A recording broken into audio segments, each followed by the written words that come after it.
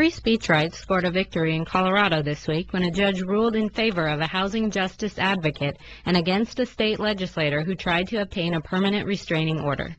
Darren O'Connor began a campaign in May to hold Denver area Representative Angela Williams accountable by being vocal at a number of her town halls, inquiring why she withdrew her support for a bill that might have protected homeowners from inappropriate foreclosure.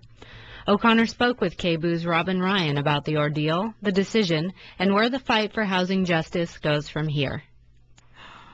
A judge has decided in your favor by denying state lawmaker Angela Williams a restraining order.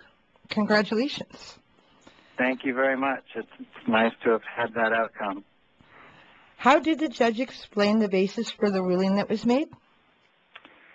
She went through all the charges and who we were, and then she said, despite the fact that neither the plaintiff or defendant's attorneys brought up the First Amendment, that this was clearly a First Amendment issue, she cited case history nationally as well as here in Colorado, some cases where people were challenging legislators or city council persons. And she said in some of these cases, one was Seth Brigham in Boulder, Colorado, where I'm from, that the person had been quite vocal and disturbed city council meetings, and still the court had decided on his behalf because political speech is a First Amendment right. She then said Mr. O'Connor's efforts that have been called into question are clearly political speech, that unlike Mr. Brigham in Boulder, that Mr. O'Connor has been characterized even by Representative Williams' own witness, a Commander Kalo from District 2, as being respectful, well-spoken, and a gentleman, and that Representative Williams should really have handled this a different way. Can you go over why she became the focus of your actions? Representative Williams is the chairperson for the Business, Labor, Economic, and Workforce Development Committee. And that committee heard House Bill 13-1249 this year. That bill was the Mortgage Accountability and Housing Stabilization Act. And when it first was released for review, I went to a town hall of hers, and I was very heartened to hear her speak for it. Almost immediately after that, Representative Williams began sending out emails that were really negative about the legislation, whereas when it first came out, she was very positive about it. She suddenly started finding flaws with it. So I've been pushing on her ever since. Were you expecting any form of legal ramification for taking such consistent steps when you were served in October? I did not. I have always, in my communications with Representative Williams, been very careful to let her know that this was about the issue, that this was all about foreclosures and her failure to represent Coloradans.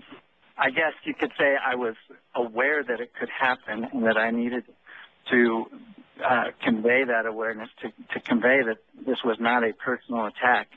And I think I was very effective in doing that, and I think the judgment came out in support of that. She had no reason to fear for her safety. And in fact, Representative Williams has a degree in criminal justice, so I really think that she knew exactly what she was doing. She was really trying to stifle any voices against her action, and she, quite frankly, abused the justice system for her own means.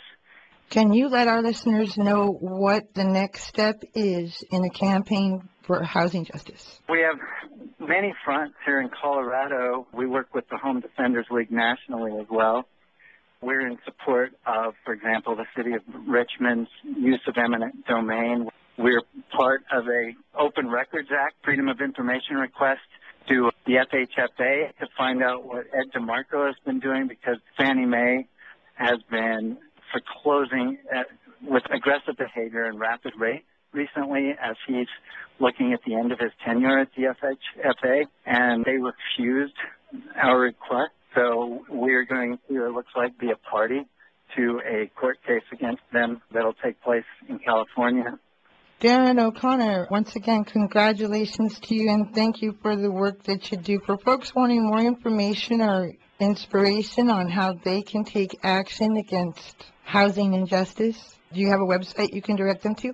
I do. You know, the easiest one to remember is occupydenver.org, and then on that page, there's a link to the Colorado Foreclosure Resistance Coalition. That was Darren O'Connor from the Colorado Foreclosure Resistance Coalition speaking with KBOO reporter Robin Ryan.